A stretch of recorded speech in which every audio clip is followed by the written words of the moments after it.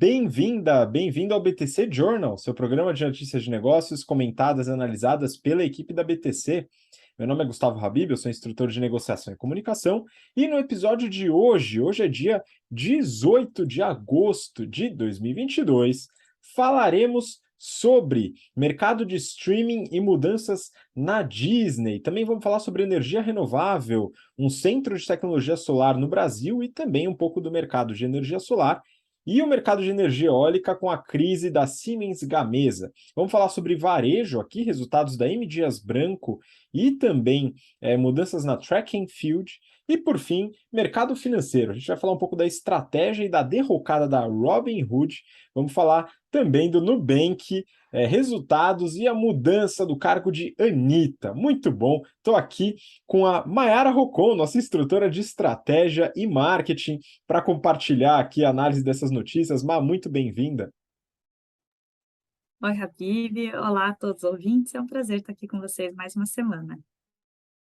Muito bom, prazer é meu. E você que está acompanhando a gente aqui, seja ouvindo pelo podcast, seja assistindo pelo YouTube, deixa um comentário no vídeo deste episódio no YouTube, sugerindo temas para a gente comentar nos próximos episódios. Para a gente é bem legal, bem importante, você ajuda a gente a montar a nossa pauta. Nossos alunos e alunas ajudam bastante, mas você que está acompanhando a gente pelas redes sociais também consegue ajudar bastante, viu, pessoal? E aproveita e segue a gente, curte lá, dá aquela força para o nosso time de marketing e para o canal do YouTube, ok?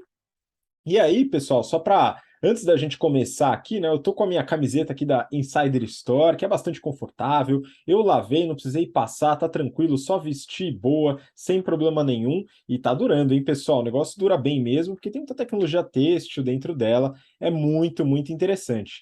E muito legal para você que usa camisa e pode fazer com que a camisa dure um pouquinho mais, não faça mancha debaixo do braço, aquele negócio todo. Você pode usar a underwear, que é a undershirt, que é a camiseta que vai por baixo da camisa, tá? Da Insider. Então, vale a pena, fora outros produtos, como o underwear, né? As roupas de baixo, são todos com tecnologia de conforto térmico e também bastante durável, ok? E você tem um descontão na loja da Insider, você que ouve ou acompanha pelo YouTube nosso podcast, que é o cupom BTC12, beleza? Você ganha 12% de desconto em todos os produtos, no carrinho inteiro, é só ir lá fazer sua compra, o link está aqui embaixo, ok? E se você quiser arrebentar em Excel e modelagem, que é uma ferramenta fundamental no mercado de trabalho, estamos com inscrições abertas para as próximas 2 turmas do Excel Plus Business Program da BTC, ok? O link também está na descrição, são 40 horas de martelada em Excel, modelos de negócios, modelos financeiros, automatização em VBA, enfim, para você ficar muito além do avançado no Excel, ok? Bom, vamos nessa, Má, tem bastante notícia para a gente comentar. E eu queria começar falando do mercado de streaming, ok? Eu terminei a última temporada de Stranger Things, viu, Márcia? Você viu essa série, não? Eu comecei a assistir, mas não prendeu muito a minha atenção. Mas esses dias eu vi uma notícia muito interessante, falando um pouquinho sobre o resgate de uma das músicas sucesso dos anos 80, né, que eles fizeram. Acho que é Up the Hill, que é como eu não assisti, eu não lembro qual era, mas, de repente a cantora que era dona dos royalties, né, dos direitos autorais, ela ganhou quase 4 milhões de dólares só com o replay dessa música em todos os streamings e canais, e então olha o poder que uma série não tem, né. Pois é, muito bom. Inclusive, até o Metallica ficou mais popular depois dessa série, que teve uma música que bombou lá também. Então, pessoal, dê uma olhada, né? Algumas músicas boas do Metallica, no caso, fazendo um pequeno spoiler, é Master of Puppets. Dá uma olhada lá. Enfim, mas eu achei interessante comentar, porque dizem que, e aí eu não vi nenhum estudo aprofundado em relação a isso, mas que a série Stranger Things foi uma das responsáveis pela não redução tão drástica do número de assinantes da Netflix no último resultado, né? E aí essa notícia tem um pouco a ver com isso. Valor econômico. Serviços de streaming lidam com um número crescente de cancelamentos de assinaturas. Então, Má, queria que você ajudasse a gente a entender um pouquinho o que está acontecendo no mercado de streaming. Exato, eu concordo com você. Não vi nenhum dado relacionado a isso, mas com certeza muita gente assinou ou deixou de cancelar o Netflix para poder ver Stranger Things, né. Ela também bateu vários recordes, né, de, o número de horas assistidas em um mês, né, foi bem interessante ver os dados da série. Mas bem, né, nessa notícia aqui, ele fala um pouquinho sobre uma pesquisa que foi feita nos Estados Unidos sobre, streaming e aqui no caso cancelamento de streaming, né. Então eles viram que a taxa média de cancelamento dos Estados Unidos nesse mês de julho foi de 5,46%, que já foi 1 ponto percentual acima de julho de 2021 e 1,4 ponto percentual acima do que julho de 2020. É porque, né, as pessoas estão vendo menos streaming? Não, bem pelo contrário, né, o número de clientes de streaming só aumenta, né, o número de streamings que eles assistem também, mas o mercado está ficando cada vez mais competitivo, então as pessoas acabam cancelando o que eles não estão vendo, né. Essa notícia falou um pouco sobre os streamings mais premium, que tem basicamente os que a gente conhece, né, então Apple TV+, Netflix, HBO Max, né, o Disney Plus, mas, dentro desses streamings, né, eles viram que mais ou menos 19% dos assinantes cancelaram 3 ou mais assinaturas nos últimos 2 anos, terminados agora em junho desse ano, que é bem maior do que os 6% que eles mediram lá em junho, né, os últimos 2 anos antes de junho de 2020. Então eles viram que tem alguns comportamentos parecidos. Tem as pessoas que quando acaba uma série que eles gostam, eles cancelam, né, que a notícia até falou que era o entra, assiste, cancela. Tem também aqueles que, depois que aquele conteúdo não interessa mais, eles vão lá e cancelam, né, então eles insistem por um tempo, mas eles enjoam.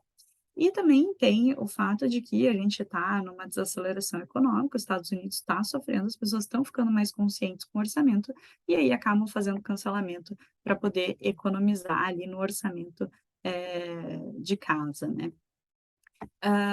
Eles, também estavam falando que, por exemplo, a HBO Max e Discovery Plus estavam, discutindo sobre juntar os serviços, porque eles perceberam que quando você tem um conteúdo maior, você tem mais pessoas assistindo na casa. E quando tem mais pessoas assistindo e dando opinião, a chance de acontecer o cancelamento é menor. Então esse tipo de movimento já está, movendo decisões estratégicas nas empresas, né, e também, né, como a gente ouviu aqui, o Netflix perdeu quase 1 milhão de assinantes nesse segundo trimestre. Se você perdeu aí os resultados do Netflix, dá uma olhadinha lá no BTC News que o Renato comentou. Muito bom. E aí, para seguir nessa toada, a gente tem mais uma notícia. Disney, isso daqui é do Brasil Journal. Disney, ativista quer spin-off da ESPN, mudanças no board e integração do Hulu. E o Hulu é um outro serviço, né? Hoje a Disney ela consolida uma série de serviços de streaming, né? Inclusive ESPN Plus, Hulu e o Disney Plus, além do Star Plus. Enfim, tudo que é Plus aí é da Disney agora, né? Mas beleza. Má, comenta um pouquinho dessa notícia, essas mudanças aí provenientes de um novo executivo dentro da Disney. Exato, né, então, o que eu achei engraçado é que a Third Point já tinha feito compra das ações da Disney antes, e também já tinha, óbvio, dado a opinião deles, né, que eles são conhecidos por escrever cartas ao CEO com recomendações ali um pouco diretas, digamos, né, mas eles já tiveram lá mais de 4 milhões de ações da Disney. Foi também ali no comecinho da pandemia que eles convenceram a Disney a suspender pagamento de dividendo anual de 3 bilhões de dólares para poder investir no streaming, que na época eles até falaram, que precisava investir o dobro para poder conseguir competir com o Netflix. E eles também, fizeram parte da polêmica de lança ou não lança Viúva Negra no streaming, né, que a Disney estava querendo segurar todos os filmes que eles tinham feito ou quase feito ali no comecinho da pandemia, e falaram: "Não, quando o cinema voltar, a gente lança". E a Third Point falou: "Claro que não, lança no streaming, tipo, o mundo mudou, né, não existe mais esse negócio de venda única para o cinema, agora você tem que entrar nos produtos de assinatura, tal". Apertou, apertou e, né, querendo ou não, eles conseguiram, a Viúva Negra foi, lançado no streaming. Mas, né, eles chegaram a desinvestir da Disney e agora investiram de novo neles, mandaram de novo uma cartinha, né. Então eles compraram agora a participação, tiveram que anunciar, porque foi uma participação significativa, né, de 2,25 bilhões de dólares. E aí nessa carta eles pediam várias coisas. Então uma das coisas é que eles estavam pedindo spin-off da ESPN, porque eles falaram que isso ajudaria a reduzir os custos de alavancagem na Disney e também ajudaria a ESPN crescer como uma marca independente e gerar valor sozinha. Então eles falaram que, por exemplo, a ESPN sozinha poderia entrar em negócios como a parte de apostas esportivas, né. E também a ESPN já está com uma força legal, porque eles estão ganhando relevância recentemente, que eles estão fazendo mais transmissão de jogos ao vivo. E como, a Disney e a ESPN ainda têm algumas, né, dependências internas, eles falaram: "Ó, não tem nada de relevante aqui, daria para replicar isso por contrato, não precisa ser dono da ESPN para poder fazer tudo isso". Outra coisa que eles pediram, foi em relação ao Hulu, né, então a Disney tem 67% do streaming dessa plataforma de streaming, e eles, a princípio, têm ali um direito de compra em 2 anos, né, de 33% do, né, esse restante para ser dono. E eles falaram: "Não, tem que, integrar o mais rápido possível, se precisar, faz ali uma oferta com um plano, com um plus, né, um premium ali sobre o que eles estão valendo para poder acelerar essa integração". Eles também falaram sobre a composição do conselho administrativo, então eles falaram que, teria que dar uma renovada nesse conselho, que ele está, assim, com uma cara de business antigo, precisaria adicionar algumas expertises novas. Por exemplo, publicidade digital e também consumer data spaces. E realmente, né, faz sentido, o mundo está mudando, a Disney está mudando, o conselho deveria mudar também, né. E aí a última coisa que eles pediram foi que continuasse esse empurrãozinho que eles deram para parar de distribuir dividendos, né, eles falaram: "Não, vamos continuar com isso, né, não distribuir dividendos enquanto tiver pandemia, porque é uma situação difícil aqui", e também pediram para fazer um corte geral ali de despesas, né, então acharam que ainda tinha gordura para cortar. Bem, confortável, óbvio que não é você receber uma cartinha dessa, né, mas esse tipo de investidor pode dar uma mudança ali na empresa e trazer coisas boas, né, até, por exemplo, esses pontos que eles trouxeram lá em 2020 para a Disney foram pontos positivos. Então, vamos ver se a Disney acata, né, como fez no passado, acatou várias coisas, e se isso, né, dá frutos positivos para eles mesmo. Muito bom, vamos acompanhar também esse desenvolvimento que a gente já vem acompanhando a Disney há muito tempo, viu, pessoal? Então volta que tem muito histórico, analisando tanto os resultados da Disney como um todo, incluindo os parques, os produtos licenciados e também análises exclusivas do mercado de streaming, beleza? Bom, vamos nessa, a gente tem mais notícias aqui de um outro segmento. Segmento é de energia renovável, que também temos falado com uma certa frequência. Eu peguei uma notícia aqui para comentar valor econômico. Centro de tecnologia para equipamentos solares será inaugurado em Sorocaba. Então é o seguinte, por que eu peguei essa notícia? Para falar um pouquinho do mercado de energia solar, que a gente tem falado, a gente falou sobre o mercado de energia eólica recentemente, falaremos também na próxima notícia, mas vou pegar um pouquinho desse mercado, porque eu peguei um relatório bem interessante e eu acho que vale a pena compartilhar. Bom, a empresa Nextracker é líder em rastreadores solares. E ela vai inaugurar na semana que vem o maior centro de P&D do segmento na América do Sul, que vai ser em Sorocaba, que fica a uns 100 quilômetros de São Paulo, mais ou menos. Isso vai ser feito junto com o FIT, Instituto de Tecnologia, que é uma instituição voltada para P&D e inovação, construída com o suporte de diversas empresas em atuação aqui no Brasil e também uma série de universidades, dentre elas a Unicamp, que Maiara e eu frequentamos por um bom tempinho. Bom, o que é um rastreador solar, né, para começo de conversa? As placas de energia solar, elas transformam luz em energia elétrica, mas em geral as comparadas, viu, pessoal? O problema, né, é que quando você tem uma grande usina, seria interessante você poder direcionar essa placa mediante o movimento do Sol durante o dia. E é isso que faz o rastreador solar. Ele faz o mapeamento da incidência dos raios solares e controla o movimento das placas, para que elas sigam o Sol, aumentando a produtividade do sistema. Em geral, elas são autoalimentadas, dado que está no sistema de geração. e acaba compensando justamente para esses projetos de grande escala, que a gente chama de geração centralizada, dado que a energia solar ela é muito usada também no sistema que a gente chama de geração distribuída, que é a geração de energia em locais próximos ao consumo. A empresa hoje ela tem rastreadores em mais de 50 gigawatts de geração. Ela foi fundada em 2013, atua desde 2015 e é uma subsidiária da Flex, antiga Flextronics, que é uma gigante do setor de tecnologia eletrônica. Mas eu queria, além de comentar sobre o centro de P&D, acho legal falar um pouquinho do setor de energia solar. E aí eu peguei dois relatórios da Greener, que é uma empresa que atua com estudos de mercado no setor, e a gente tem alguns ex-alunos e alunas que atuam na Greener, enfim, parabéns pelo trabalho, pessoal, os relatórios estão realmente excelentes. Em 2021, teve uma demanda de 9,7 gigawatts em módulos fotovoltaicos, cerca de 5,5% da demanda global no ano de 2021. Em 2017, olha que interessante, a participação era de 0,7% na demanda global. E o crescimento ano a ano foi mais de 100%, ou seja, o Brasil está ganhando muita relevância no mercado.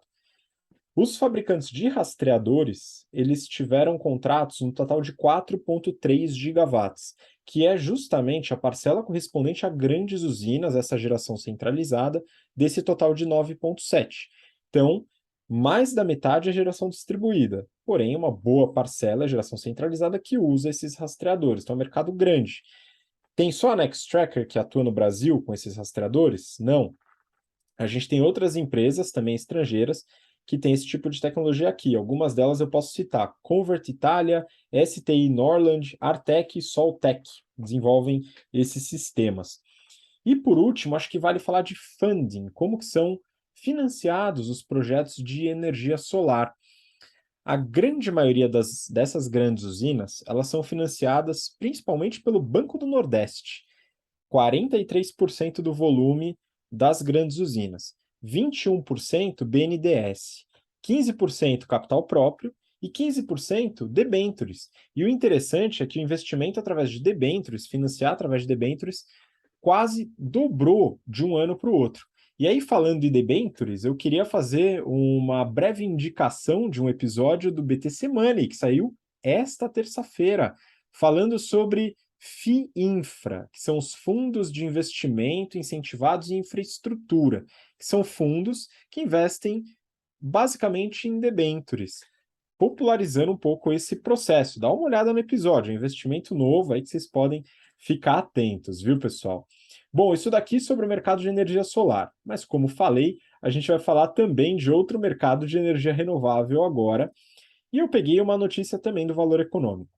O título é: Saída da GE e crise na Siemens Gamesa acendem alerta no setor eólico.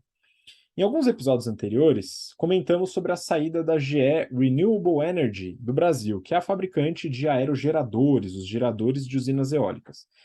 Isso devido a uma certa crise no mercado eólico. Então, não é só a GE. Uma outra gigante do setor, que é a Siemens Gamesa, também passa por maus bocados, ou seja, o setor está de fato se reestruturando. Claro, tem a ameaça dos substitutos, claramente representada pelo que eu acabei de falar, que é o setor solar, que é uma energia mais limpa, pode ser usada em geração distribuída, com facilidade, mas não só, tem também a competição com o setor de energia maremotriz, de energia nuclear e também hidrelétrica, ok? A questão é que dentro do setor eólico ainda há esperança. A saída da GE e a crise na Siemens Gamesa não fazem com que esse mercado desapareça no Brasil. A gente tem outros players, por exemplo, a WEG, que é uma empresa brasileira e está desenvolvendo o maior aerogerador em atuação no Brasil.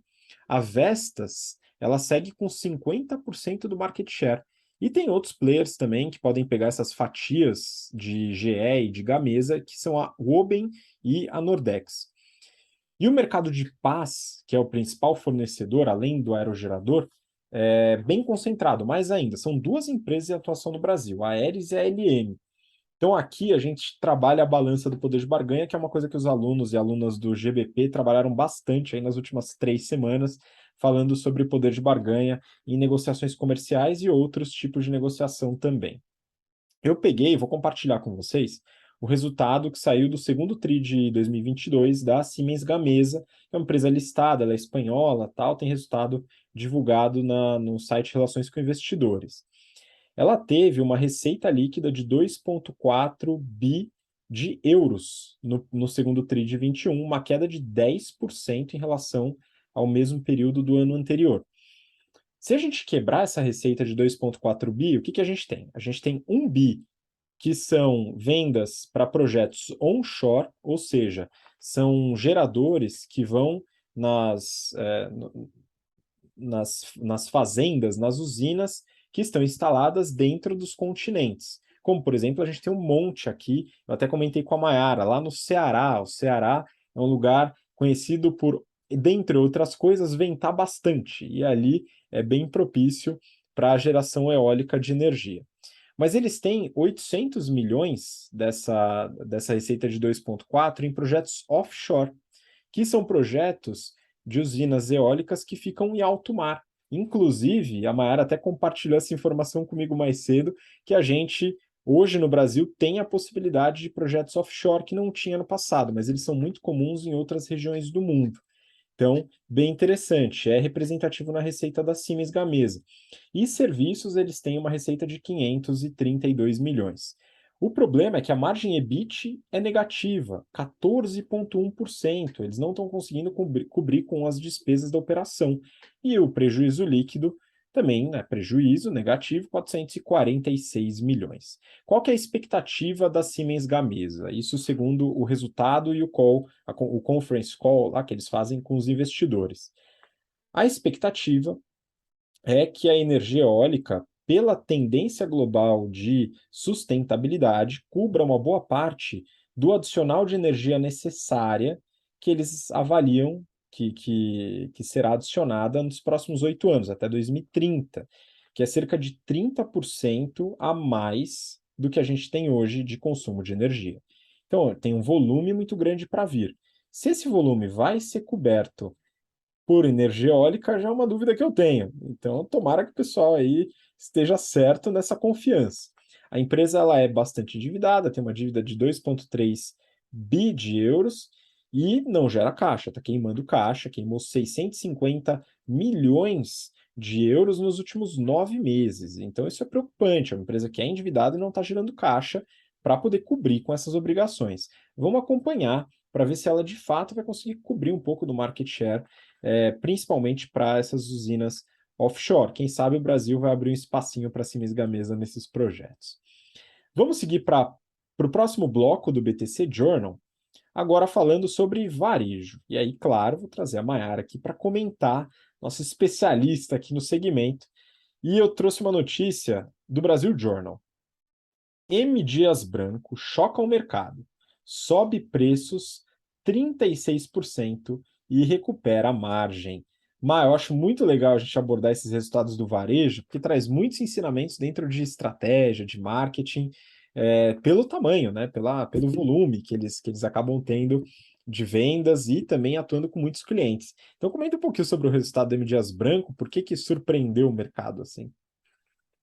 Exato, né. Então, o mercado até confiava que um dia eles se recuperassem, porque eles estão com uma pressão de custos bem alta, né, a gente está ouvindo bastante sobre inflação e sobre aumento do preço das matérias-primas, e como a guerra da Ucrânia aumentou o preço do trigo, né, mas o mercado não esperava que fosse tão rápido assim. Então eles conseguiram fazer uma recuperação legal aqui das margens. Então o que que aconteceu? Agora no segundo tri, eles, fizeram um repasse muito maior dos custos que eles estavam fazendo e aumentaram bastante os preços. Então, comparado com o mesmo trimestre do ano passado, eles aumentaram em 36% em média os preços. Se comparar com o primeiro tri desse ano, tipo o tri passado, eles aumentaram 19%, então foi um aumento bem grande mesmo, né. Com esse aumento, eles acabaram tendo uma redução de 7% do volume e o market share deles caiu 3,6 pontos percentuais. Mas, né, 36% de aumento de preço para 7% de redução de volume, teve uma velocidade sensacional aí, né. E a receita, então, no fim, cresceu 26%. Ah, desculpe, essa queda de market share foi só em biscoito. Em massas, eles conseguiram manter o mesmo market share. Então, assim, um timing excelente aqui para repassar os preços e não ter uma velocidade tão grande assim no volume. A margem bruta, então, no final ficou em 34,3%, um incremento de 6,5 pontos percentuais, então sensacional. E o EBITDA também conseguiu crescer nesse mesmo ritmo, né? Eles tiveram um EBITDA de 14,1%, que ficou 6,3 pontos percentuais versus o mesmo que do ano passado. Então, como, né, a gente falou aqui, o mercado ficou impressionado com tudo isso, teve uma alta de 12% das ações quando eles anunciaram, e o engraçado é que tinha uma grande parte do mercado pessimista ali. Eles estavam com 7,85% das ações do free float em short, então eram pessoas torcendo contra ali, torcendo com a baixa das ações e acabaram se surpreendendo com essa alta grande, né? Mas mesmo com essa alta, com os resultados bons, eles ainda estão com uma negociação de do valor da ação pelo lucro esperado do ano que vem abaixo da média histórica. Então, hoje está em 12,5 vezes, mas o histórico era de 17 vezes. Então, né, quem confia aí na empresa, né, deve achar ainda que eles vão voltar. Vamos ver se eles conseguem recuperar esse share que eles perderam, né? Como eles são líderes de mercado, é muito fácil agora os outros players aumentarem o preço junto, né? Sentir essa confiança e aumentar o preço e vir atrás, e aí eles conseguem retomar esse volume que eles perderam, né? Então, agora, uma expectativa boa aí para a empresa. Sim, continuaremos acompanhando esse mercado e a M. Dias Branco sempre traz algumas reflexões interessantes no aspecto de elasticidade de demanda, de precificação. Inclusive, temos inscrições abertas para o nosso curso de pricing, ok? Também com o link aqui na descrição, você consegue se inscrever, é um curso de 18 horas para você se especializar nesse tema muito interessante, falando sobre psicologia do consumidor, estratégias de precificação, willingness to pay, conjoin análises, uma série de análises bastante interessantes de precificação, beleza? Vamos lá para a próxima notícia. Neofeed. Track and Field já corre 2 vezes mais rápido do que antes da pandemia. Muito bom quando o pessoal coloca trocadilhos dentro das notícias. Vamos lá, Mar, a gente teve um aumento interessante nas vendas da Track and Field e eu queria entender um pouquinho melhor a sua visão aí dos resultados da empresa e das novas estratégias. Exato, né? Então deu um apertinho ali na pandemia, eles fizeram várias coisas diferentes, conseguiram aprender, né, coisas que não só serviam para a pandemia e estão surfando essa onda, né? Então eles tiveram agora um resultado tão bom comparado também com antes da pandemia, né? Então não é mais aquela comparação sofrida de pandemia, né? Mas então vamos lá, vamos entender o que aconteceu. Nesse TRI, eles abriram 10 unidades, fecharam o TRI com 310 lojas, continuaram algumas estratégias que eles tinham começado na pandemia, que fazia sentido. Uma delas é continuar a omnicanalidade deles, né? Então, eles viram que é possível vender on, vender off, vender on e off, né? Vender com os dois se ajudando ali, né? Eles também continuaram a parte do social selling, e melhorar a assertividade dos lançamentos que eles estavam fazendo. Então, uma coisa legal aqui é que eles conseguiram aproveitar as vendas online que estavam acontecendo, junto com a base de logística do off, né? Então, eles tiveram 67% dos pedidos do e-commerce no estilo ship from store, né? Que saíram da loja para ser entregues, versus 27% no mesmo trimestre do ano passado. Então, apesar das vendas online terem caído 68%, eles estão conseguindo recuperar isso pelas vendas físicas e também aproveitando a base física para que essa queda do online não aumente despesa, por exemplo, não deixe de diluir despesas de alguma rota, por exemplo, né? E aí a receita aqui, né, fechou com 39% de aumento, foi para 131 milhões de reais. Esse 39% de aumento é grande versus o mesmo trimestre do ano passado, né, que ainda estava bem restrito pela pandemia, mas aí o que diz no título da notícia, que eles estão correndo 2 vezes mais rápido, é que versus o segundo trimestre de 2019, essa receita é 131% maior, né, então eles mais do que dobraram versus antes da pandemia. Eles tiveram um EBITDA ajustado de 25 milhões de reais, um incremento de 41%, então foi até um pouquinho acima do incremento de receita. Eles comentaram mesmo que esse crescimento ajudou a diluir algumas despesas e fecharam com um lucro líquido ajustado de 18 milhões de reais, 32% a mais versus o mesmo tri do ano passado. Eles falaram que a expectativa é de continuar aumentando, que eles estão com uma estratégia acertada, mas que não com todos esses aumentos fantásticos, até porque, né, agora o que vai vir no terceiro tri vai ser comparado com o mesmo tri do ano passado, que já estava com algumas restrições mais tranquilas, assim, né, o pessoal já estava indo comprar em loja física, né, já tinha uma atividade econômica um pouco melhor. Então, realmente, esse segundo tri foi uma explosão mesmo, né. Mas o que que eles estão continuando aqui que é interessante comentar, né. Eles fizeram agora a implementação no marketplace, o TF Mall, que ainda não tem divulgação, mas já está no ar, então eles querem continuar esse processo de implantação, começar a divulgar ele, né, fazer mais acordos de venda, poder trazer o pessoal para o Omni que compra no marketplace, né. Então, por exemplo, eles fizeram agora acordo para vender fone da Samsung e da Apple, acordo para vender na loja da Garmin, eles querem entrar em outras categorias, tipo de alimentação, equipamento esportivo, né, então o que não cabe na loja, eles querem mandar para o marketplace, para poder continuar crescendo.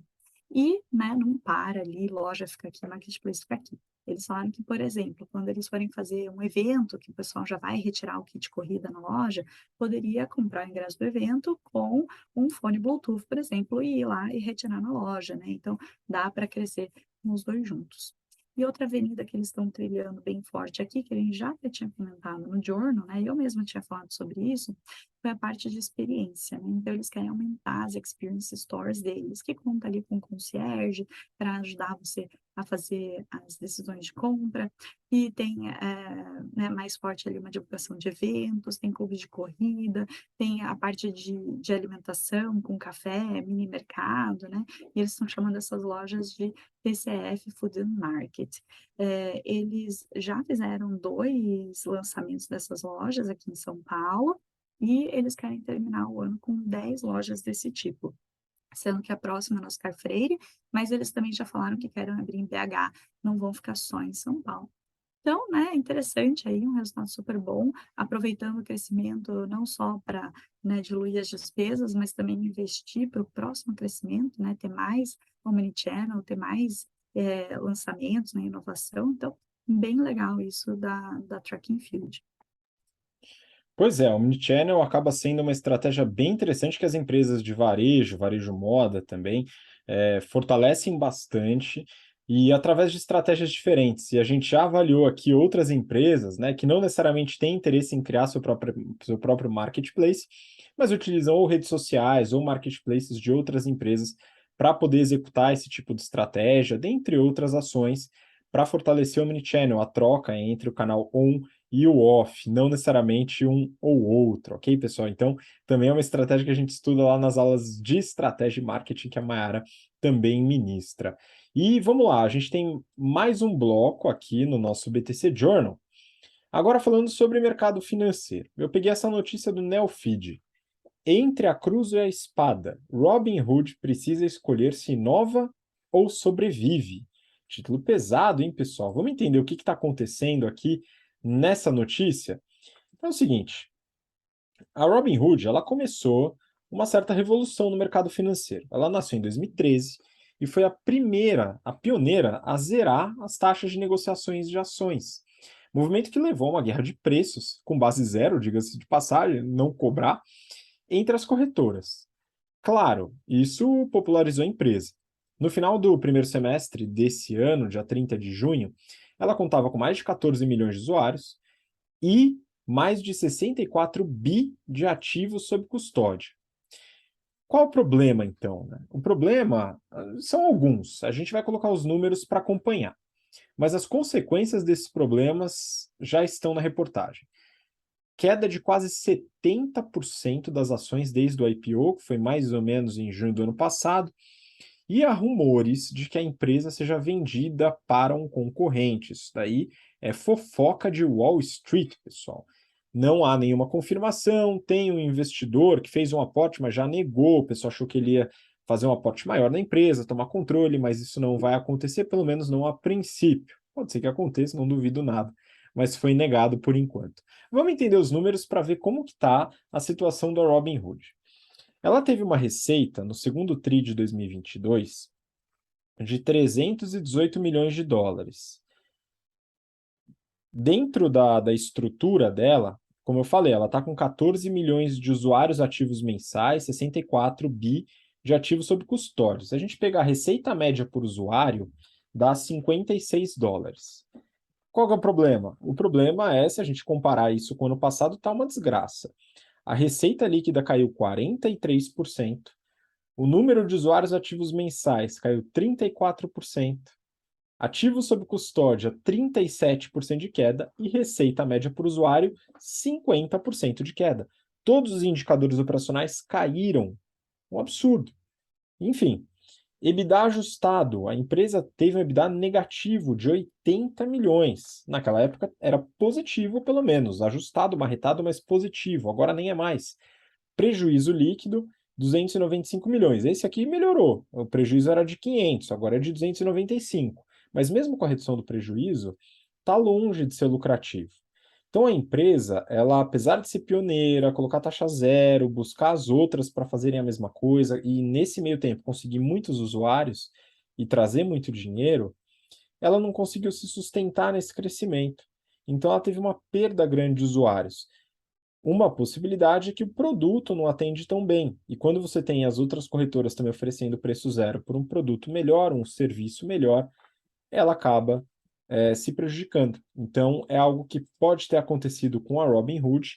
Ela está perigando de ser vendida, por enquanto não quebrar ainda, essa possibilidade ainda é um pouco mais remota, mas esse boato ele pode se confirmar em não muito tempo.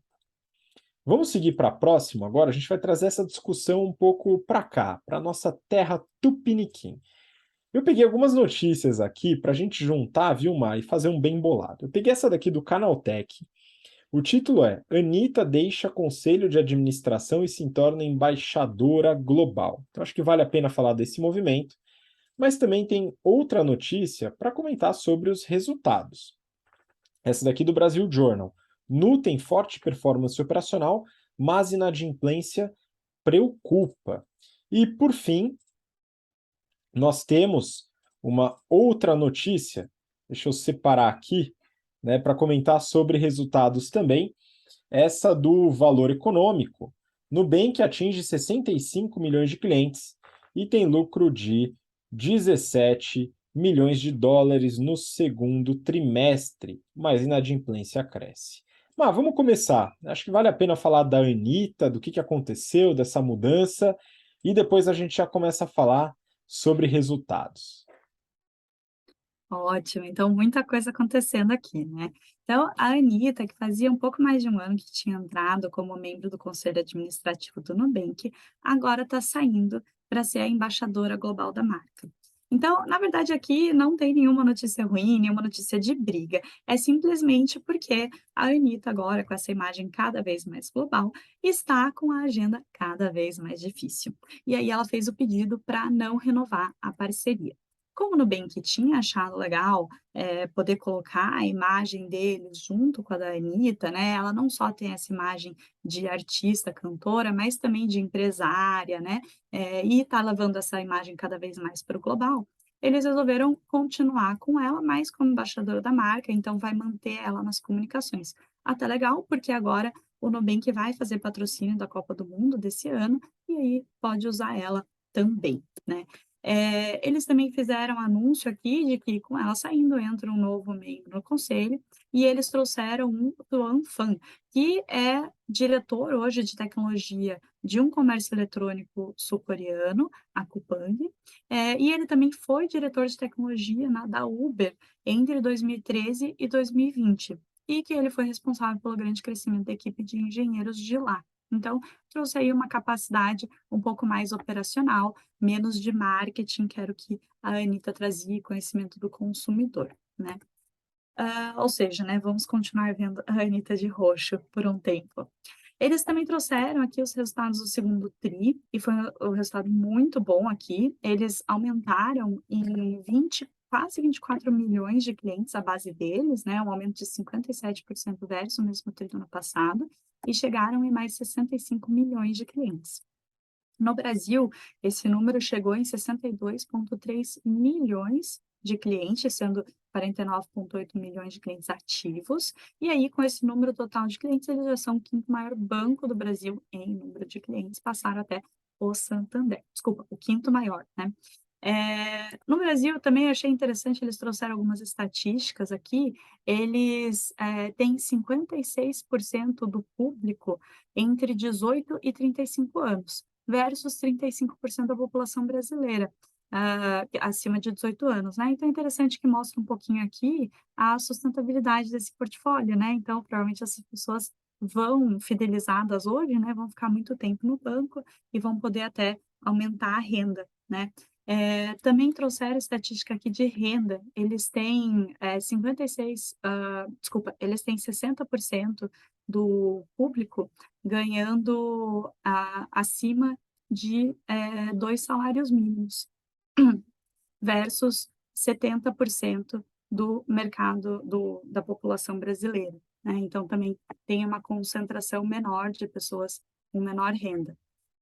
Eles também estão conseguindo aumentar as participações deles no mercado financeiro brasileiro. Ainda é tímido, até pelo número grande de clientes, ela ainda é bem menor do que o resto dos bancos, mas eles estão né, já crescendo e, óbvio, trazendo esses clientes, eles vão crescendo isso cada vez mais. Então, eles já têm 8% de participação no mercado de recebíveis de cartão de crédito aqui no Brasil, 4% de crédito pessoal e 3% em depósitos. E aí, como você até comentou, né, eles viram a inadimplência aumentar, assim como, né, o Brasil todo. Então, eles entraram nessa onda aqui, a gente até já comentou no Journal da semana passada sobre isso, né? Então, a inadimplência deles entre 15 e 90 dias de atraso saiu de 2,2% no segundo TRI do ano passado para 3,7% nesse TRI. Na verdade, esse 3,7% já estava no primeiro TRI desse ano. Então, assim, já não estava bom, né, e continua ruim praticamente, né, mas ainda assim tá um índice ok pela situação que a gente está vivendo, eles colocando medidas em cima disso para não aumentar mais que isso, ainda tá ok, né, controlando ali a situação. E aí, para os resultados mesmo, né, então eles fecharam com uma receita de 1,2 bilhão de dólares, um aumento de 230%, versus o mesmo trimestre do ano passado, e tudo que eu vou falar aqui vai ser sem a ausência de taxa cambial, né, porque a maior parte da receita deles é em real, e a gente está falando tudo aqui em dólar, então eles tiram esse efeito. A receita média mensal por cliente ativo ficou em 7,8 dólares, um crescimento de 105%, então sensacional esse crescimento. E aí, como que eles conseguiram isso? Primeiro, que eles estão aumentando bastante o portfólio de serviços e com fidelidade, cliente, né, fazendo com que o cliente use mais serviços do que eles estão oferecendo e demore menos tempo para poder utilizar mais serviços. E outra coisa que eles estão fazendo né, com tudo isso que eles estão melhorando, fidelidade de cliente, eles estão fazendo com que os clientes consigam adotar a conta do Nubank como a conta principal em menos tempo também. Eles trouxeram todas as estatísticas nos reports deles, bem interessante ver, gente, fica a dica. E aí, no fim, então, o lucro bruto ficou em 364 milhões de reais, com uma margem de 31%, um crescimento de 109%, fantástico. E o lucro líquido ajustado em 17 milhões, que nem o Habib falou agora no título da notícia. Então, esse foi o resultado que o mercado gostou bastante, né? E é claro, de novo, não tão ligado ao lucro líquido, mas sim a todo esse crescimento que mostra um potencial gigantesco de futuro para eles, né, de continuar crescendo cada vez mais. Mas bem, e agora o terceiro assunto, né, vários assuntos, foi a mudança org que eles fizeram, né? Então, teve aí alguns movimentos na organização.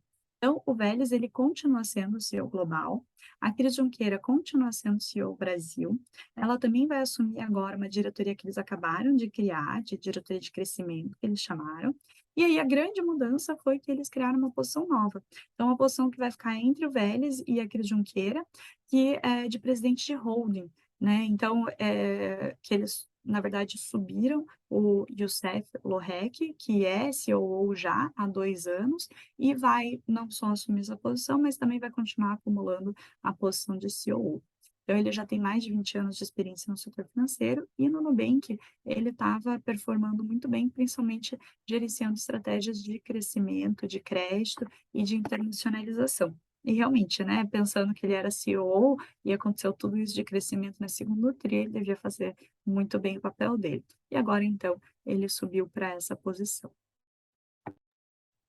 Pois é, então temos várias mudanças interessantes, mas eu acho que essa transformação do Nubank, o próprio Davi Vélez fala na conferência de resultados, dessa mudança de uma empresa monoproduto para uma empresa multiproduto, meio que fazendo o Nubank um super app financeiro, vamos dizer assim, onde você pode investir, usar cartão de crédito, pegar empréstimo e assim por diante. E aí eu peguei aqui, para complementar a Mayara, peguei os resultados do primeiro semestre, até para ver a mudança da representatividade do crédito dentro da receita, e é muito interessante.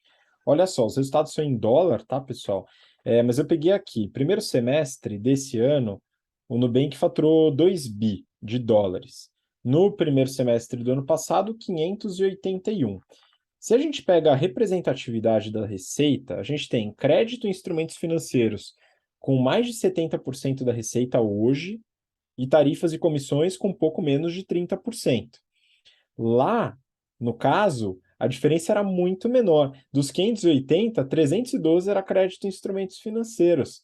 Não chegava nem a 60% da receita. Então, pessoal, o Nubank tem, como eu já tinha antecipado aqui em algumas análises anteriores, o Nubank tem o caminho de se tornar um banco de fato, onde, em qualquer banco, a representatividade da receita é muito pesada na parte de intermediação financeira, de crédito, de empréstimo e do spread bancário, e não dos serviços necessariamente. Então está muito mais relacionado a esses produtos de crédito, e aqui mostra que o Nubank tem crescido muito nessa parte. O que, por outro lado, traz a preocupação da inadimplência, que é o que a Mayara colocou muito bem aqui. Então, quanto maior a representatividade do crédito, maior o risco de inadimplência, pelo menos no valor absoluto, e no caso do Nubank, que trabalha basicamente com empréstimos para pessoa física, o risco é muito maior do que para um banco como o Bradesco, Itaú, Santander, que atua muito com crédito corporativo, onde a inadimplência costuma ser menor. Enfim, só seguindo o resultado, 2 bi de receita, o lucro bruto fechou em 657 milhões, e o EBT já foi negativo, 92 milhões de prejuízo, e lucro líquido 74 milhões, na verdade, prejuízo líquido. E aí, o que acontece? Acho que vale a pena comentar que, como o resultado é em dólar, ele sofre a influência do câmbio. Por isso que a Mayara até comentou, a gente faz o ajuste para poder tirar um pouco desse elemento do câmbio, dado que a operação é em real. E um outro ponto que eu acho que vale a pena reforçar, a Mayara também comentou, mas o Nubank não atua mais só no Brasil. E hoje ele é o primeiro emissor de cartões de crédito, tanto no México como na Colômbia. Vamos torcer para que a empresa consiga se desenvolver nesses outros dois países, vai que ela consegue expandir tanto quanto expandiu no Brasil, porque é um caminho, dado que no Brasil já são 65 milhões de, de usuários ou correntistas do Nubank, não tem muito para onde crescer. Na verdade, é aquilo também que eu falo, empresas de crescimento têm um limite populacional, tá bom, pessoal?